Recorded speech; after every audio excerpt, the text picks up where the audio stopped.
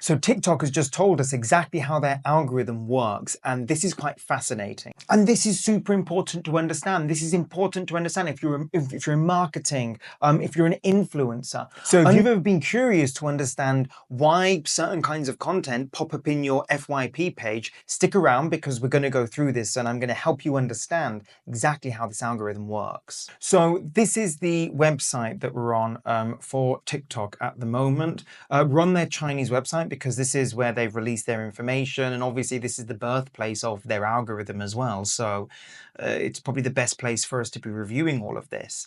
We're going to translate this over here. And let's just go in and understand a little bit about how this algorithm actually works. So the gist essentially of this, it comes in like three main parts. User interactions. So your likes, your comments, your shares, your watch time influences the kinds of content that's going to appear in your FYP page or FYP. Secondly, device and account information. So details like your device type, your location, even your account settings are going to play a role in content recommendations.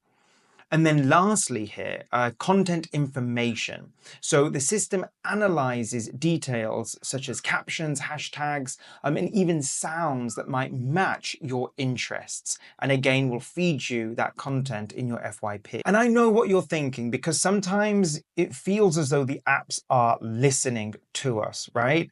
We might be talking about something with our friends, then all of a sudden we start seeing content that's kind of related to this. And TikTok have basically said, we don't listen to you. So we are not tapping into your mic and listening to you. However, what they have confessed is that they utilize data from other applications on your phone, because some of these apps will share information with each other, and it will use that to feed you content or ads. So if you search for pet food somewhere, TikTok all of a sudden might start to show you related ads for pet food. So while it's not eavesdropping on you, it's definitely keeping tabs on your digital behavior and your digital activities. And this is not just TikTok either. All of these platforms do this. Meta does this, Google does this, they all basically do this. But let's go in and understand a little bit more specifically about the algorithms here that TikTok uses. First off, they have this collaborative filtering mechanism that you can see here. This is a super basic, simplified way of explaining this.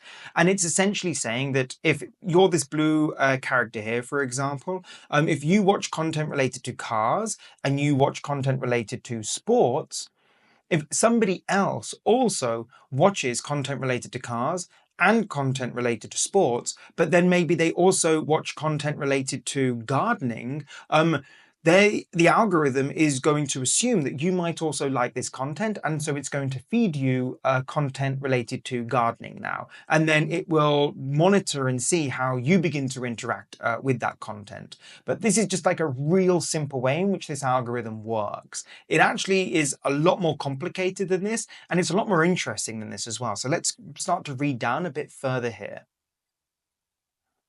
So as we begin to scroll down, you can see just how complicated this can actually get now. So they call this here their matrix factorization algorithm. And essentially here, it's taking tons of different videos, throwing that into just the ethos, seeing what people like, what they dislike, how long they watch everything for. It then feeds content, obviously, to people who might have shared interests. It then analyzes those people as well to see if they actually do like that kind of content. And this then refines the model down even further. So it can start to feed you more accurate recommendations based on other people who have been watching and interacting with content. And what this means is that it's feeding you content based on user behavior rather than content characteristics. So in this example, it's not actually analyzing anything related to the content itself. It's actually just using user behavior in order to be able to recommend content to you. And this is where TikTok is going to differ a little bit. And we're going to go down further, and it explains a little bit more about how TikTok does that in a moment. But first, they're going to touch on here this neural network that stimulates deep learning ability. What TikTok is essentially saying here, which is around the time that TikTok was born in China at least, back in 2016, it was built upon the deep learning models that were being developed by Microsoft and Google at the time. So, these companies were doing amazing jobs building these awesome algorithms. And TikTok, the foundational technology of this was built on those models. And when we scroll down a little bit further here, they start to talk a little bit more about what makes their algorithm a bit more unique in this instance. So we've got, it's this part here, isn't it? This deep neural network. So this is like a simple one that we just spoke about then, where you've essentially got one input layer and then one output layer. I like content, and then all of a sudden it's going to be fed to somebody else who has previously also been watching the same kind of content that I've been watching, right? So quite basic and simple. Here, what they actually do though is they use an analogy to explain this, which I think is kind of neat actually. I'm just going to read through this basically. Let's go through this together. So essentially what they're saying here is that a deep neural network learns to recognize patterns, just like detectives solving a crime. So this is what we're looking at here. Let's pay attention to this deep neural network section. I know this looks complicated, but I think this is actually quite a decent explanation of how this works. So the input layer, just here, these blue dots. So the input layer is kind of like a security guard. And so this security guard is going to note basic details about visitors who might be entering a shop or something, right? Whether they're wearing a black hat, a red t-shirt, or a backpack. The security guard doesn't interpret what these details mean. He's simply just collecting raw data and passing it on. So this is the first step of these deep neural networks. Then we go into our hidden layers, which are these ones here. And there's multiple different steps, which they kind of explain there. So hidden layer in the middle, multiple hidden layers. So there's multiple different hidden layers within the middle part here. And they give 3 examples of this. So imagine that these are 3 different teams that we're looking at here. So different detective teams are going to analyze different data that they're given separately.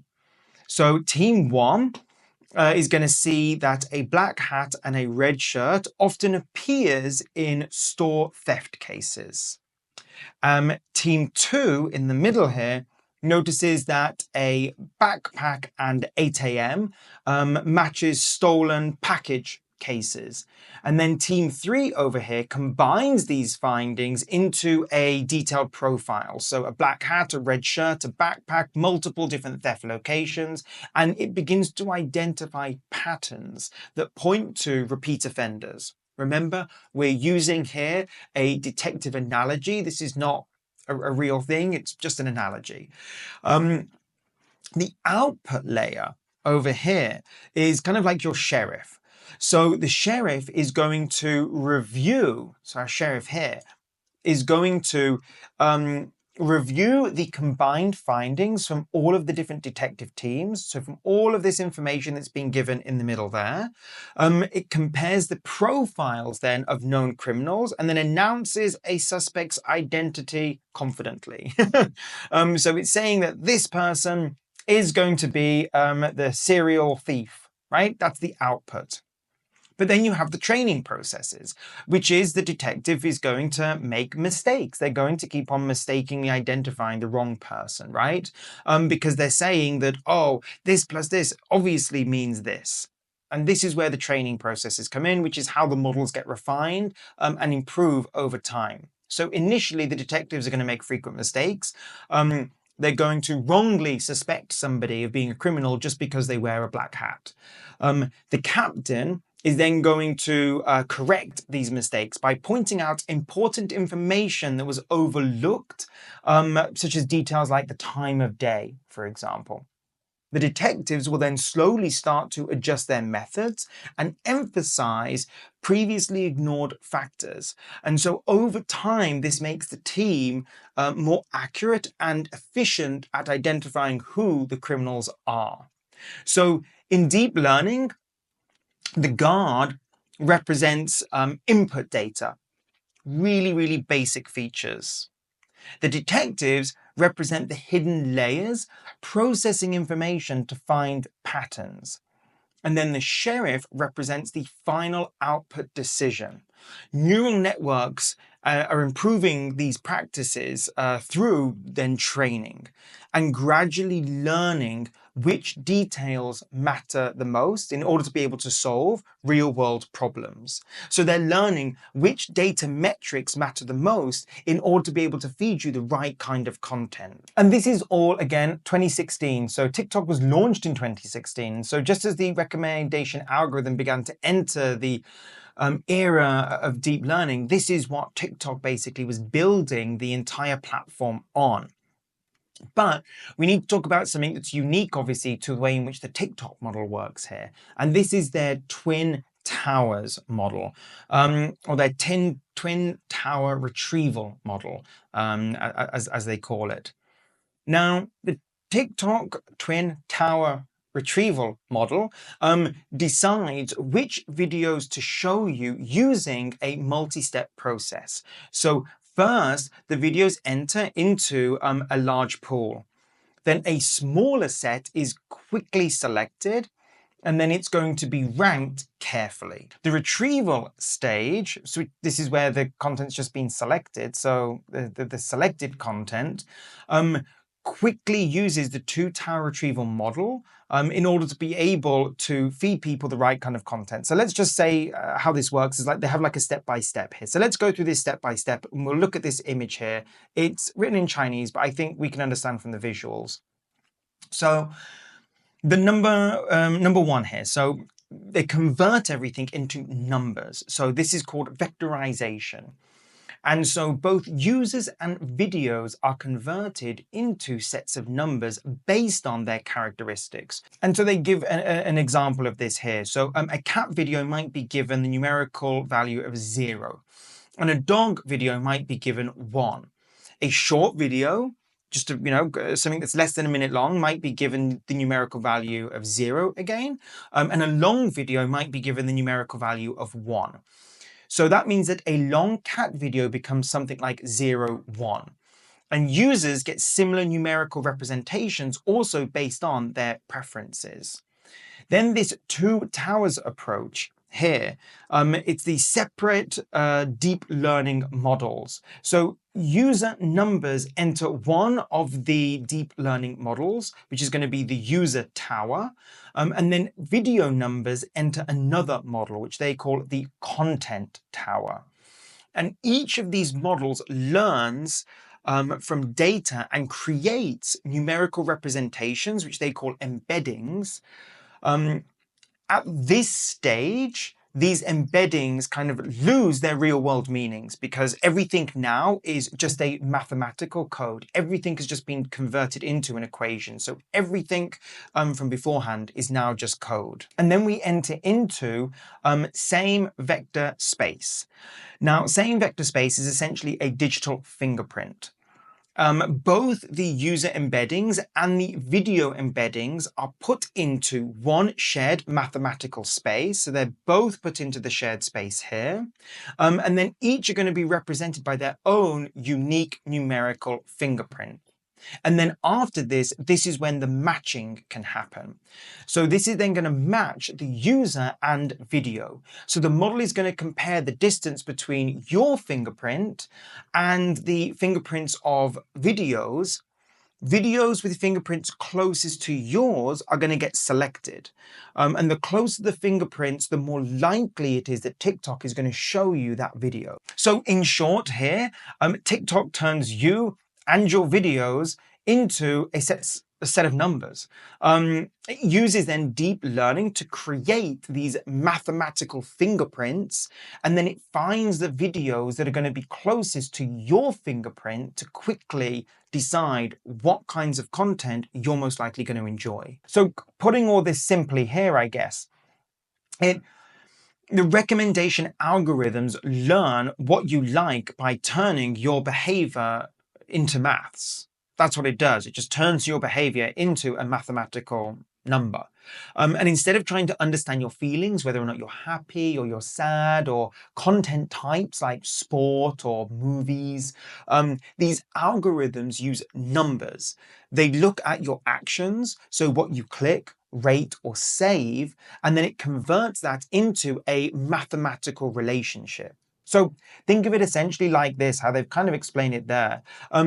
All your interactions with content, clicks, likes, whatever it is, becomes a large table of numbers. So there's one big table of numbers. This then big table gets split into smaller tables. One showing what kinds of content users are going to prefer, so user preferences. The other is going to go and describe the characteristics of content, like content features. And these tables aren't labeled with any real world meanings anymore. It's all purely mathematical. The algorithm then uses this math to predict what you're going to click. Will you like it? Will you watch the video all the way through? And will you save it? And this math-based approach uses massive amounts of data in order to be able to accurately predict without ever truly understanding why you like something. It just knows what you're like, even though it can't actually explain why you will like it. And this is super important to understand. This is important to understand if you're in marketing, if you're an influencer, understanding that this is how the algorithms work.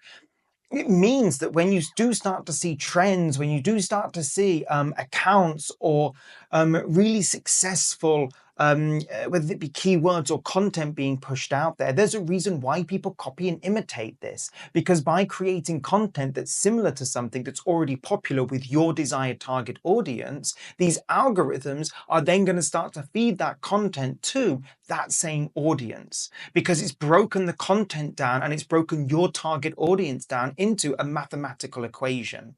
And then, of course, slowly over time, when people do begin to build a bit of an audience, that's when you'll get people starting to veer off, right, and create their own unique point of view, their own unique kinds of content. One of the things that TikTok does, which makes it such a great platform, though, compared to a lot of the other ones, is that TikTok will feed this content out. So every video essentially that's being posted out, it uses a large sample size of a few hundred people to really, really quickly use these very sophisticated mathematical equations on the back end to categorize all of your content and everything that you're posting out there, and then try to find the audience that's going to most like that.